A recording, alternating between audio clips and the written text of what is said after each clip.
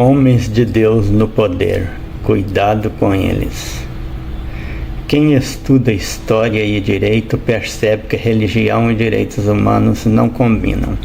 A vontade divina deve ser imposta e direitos humanos, na maioria das vezes, são abomináveis à religião. Homens de Deus são contra a liberdade.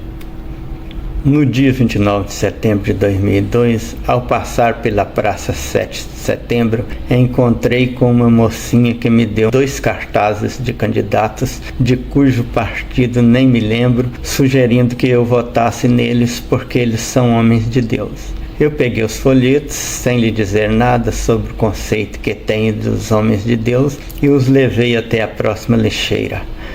Não queria deixá-la decepcionada, mas me preocupa um pouco o grande crescimento do número de homens de Deus no meio político.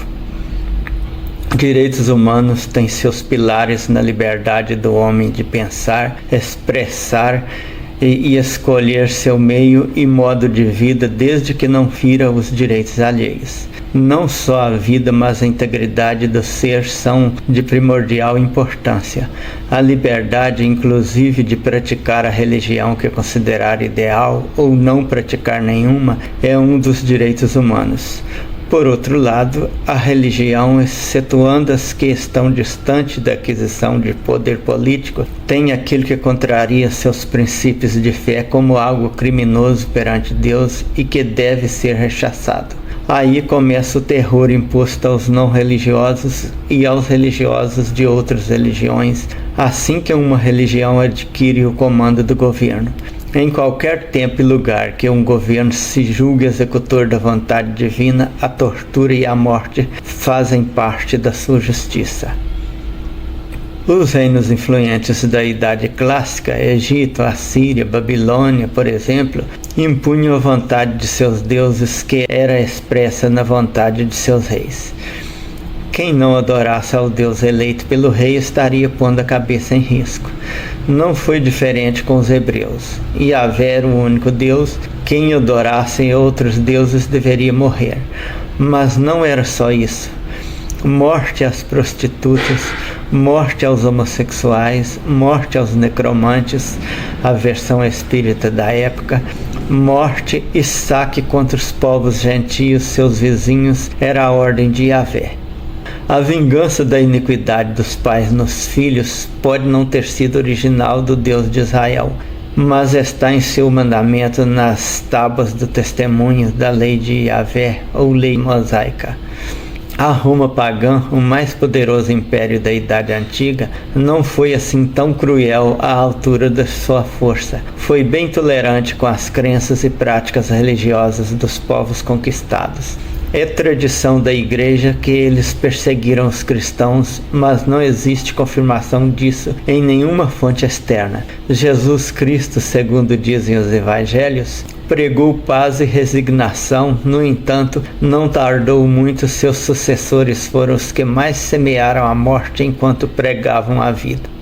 A Roma pagã foi tolerante, segundo alguns analistas da história, mas a Roma cristã deu vida ao terror contra todos que não abraçassem incondicionalmente suas doutrinas. Qualquer ideia que lançasse dúvida em relação às chamadas verdades divinas era pecado mortal. Assim, um cristianismo sanguinário conquistou o mundo. E a reforma protestante não trouxe a paz. Chegaram a cometer os mesmos crimes da igreja chamada apóstata. A expressão direitos humanos só veio existir depois que se começou a desvincular a religião do poder político. Hoje o que se vê é que em países cujos cabeças se pautam por preceitos religiosos, não há liberdade de pensamento e o comportamento pessoal é imposto sob rígidas penas. O terrorismo dos nossos dias é vontade divina.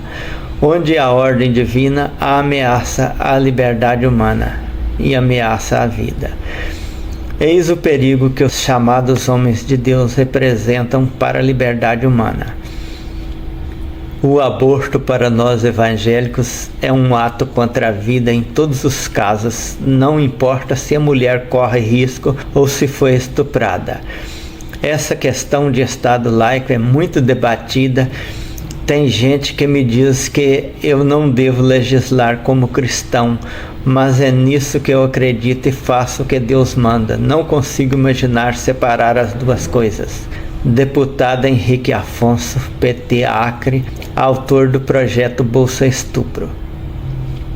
O risco do predomínio desse tipo nos nossos parlamentos é a substituição da constitucional liberdade religiosa pela imposição de um pensamento religioso. Sob a pretensa proteção à vida, querem colocar sob risco a vida da mulher.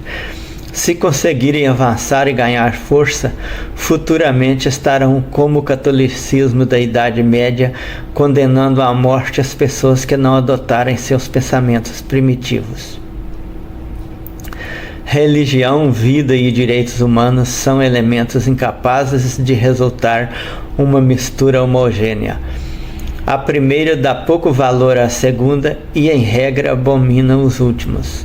Homens de Deus no poder só tendem a levar a ordem pública a esse estado. Cuidado com os homens de Deus. Homens de Deus fazem coisas dos diabos.